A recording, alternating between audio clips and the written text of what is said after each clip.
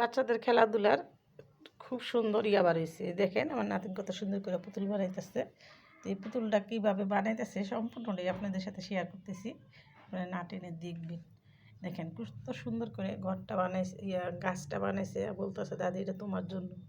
তা আমার জন্য হোক আর ওর জন্য হোক, পুতুলটা কিন্তু অনেক সুন্দর হয়েছে, গাছটাও কিন্তু অনেক সুন্দর হয়েছে। তো এটা সম্পূর্ণ হইলে আপনাদের সাথে শেয়ার করব, সম্পূর্ণটাই না টেনে দেখতে থাকবেন।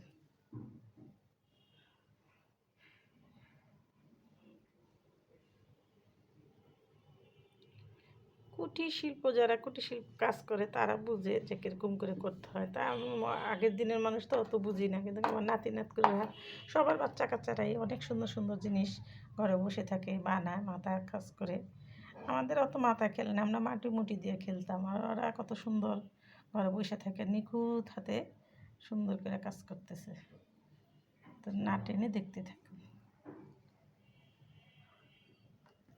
পুতুল টুতুল বানাইতে বানাইতে হরা নিয়ে গেছে। দেখেন, তো আমি এখন বুট মুড়ি মাখাই নিয়ে আসছি ওর জন্য।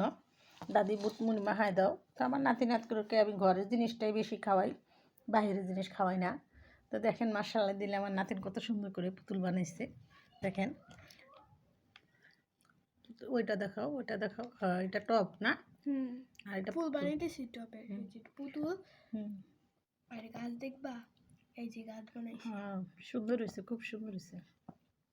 তো বাচ্চারা এদিক ওদিকে ঘোরাফেরা না করে, বাড়তির দিকে মন না দিয়ে, টিভির দিকে না দেন করে যদি এরকম ঘরে সুন্দর সুন্দর জিনিসগুলো বানায়, দেখতে কিন্তু অসাধারণ লাগে, আর ওদের মেধাও কাজে লাগে। দেখেন কত সুন্দর নিখুঁতভাবে বানিয়েছে, অনেক সুন্দর লাগতেছে। যেহেতু আমার নাতি বানিয়েছে বলে কথা, নাতি নাতনি যাই করে দাদিদের কাছে অনেক ভালো লাগে। তো সম্পূর্ণটা এটা হচ্ছে একটা ফুল বানাবো, যে ফুল বানাবে এটা, এর জন্য এটার ভিতরের জন্য একটা কালার দিতে হবে। এই যে এরকম করে, এই যে দেখো এটা বসাই দেবো। বসাই দিয়ে যে অ্যাডজাস্ট করা আছে, শুধু একটুখানি বসাই দেবো। এই যে দেখো হয়ে গেছে, খুব সুন্দর লাগতেছে। মানে আপনাদের কাছে কিরকম লাগতেছে আপনারা কমেন্ট করে জানাবেন।